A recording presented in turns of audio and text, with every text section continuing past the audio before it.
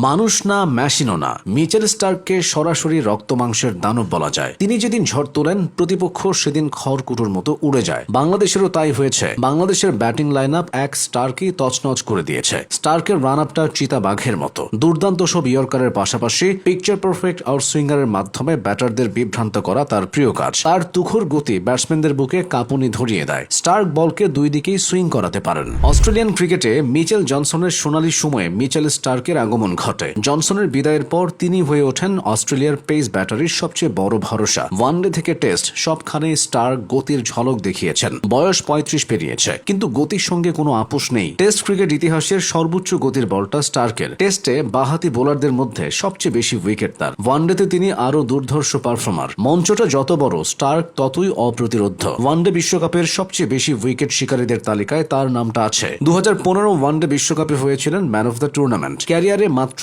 3টা ওয়ানডে বিশ্বকাপ খেলেই দুইবারই শিরোপা উঁচিয়ে ধরেছেন। একবার করে জিতেছেন টি-20 বিশ্বকাপ এবং টেস্ট চ্যাম্পিয়নশিপের শিরোপা। সবখানেই তিনি ছিলেন অজিদের বোলিং লাইন আপের অন্যতম ভরসা। আইপিএল ও বিগ ব্যাশের মতো টি-20 লিগগুলোর কারণে এখনকার ক্রিকেটাররা জাতীয় দলকে প্রাধান্য দেওয়ার সময় পায় না। স্টার্ক সেখানে একেবারেই ব্যতিক্রম। জাতীয় দলই তার কাছে সবার আগে, যে কারণে বিশ্বের সেরা পেস বোলার হয়েও বছরের পর বছর আইপিএল থেকে নিজেকে সরিয়ে রেখেছিলেন। কিন্তু 2023 সালে ঘটেছিল সবচেয়ে অবাক করা ব্যাপার। আইপিএল নিলামে ফিরেই ভেঙে দিয়েছিলেন সব রেকর্ড। কলকাতা নাইট রাইডার্স তাকে 24 কোটি 75 লাখ রুপিতে কিনে নিয়েছিল। স্টার্ক সেই মূল্যের প্রতিদানও দিয়েছেন। তাকে দলে ফেরানোর পরই এক দশক পর আইপিএল শিরোপা ঘরে তুলেছিল কলকাতা। এক কথায় তিনি যেখানেই খেলেছেন দলের হয়ে সবকিছু উজাড় করে দিয়েছেন। জিতেছেন সম্ভাব্য সকল শিরোপা। তার স্ত্রী অ্যালিসা হিলিও তারকা ক্রিকেটার। অস্ট্রেলিয়ার নারী দলের অন্যতম সদস্য তিনি। মিচেল স্টার্কের পুরো নাম Mitchell Aaron Starc. School cricket থেকেই তিনি প্রতিভার জানান দিয়ে আসছেন। এছাড়া তিনি অস্ট্রেলিয়ার নর্দার্ন ডিস্ট্রিক্ট ক্রিকেট অ্যাসোসিয়েশন তথা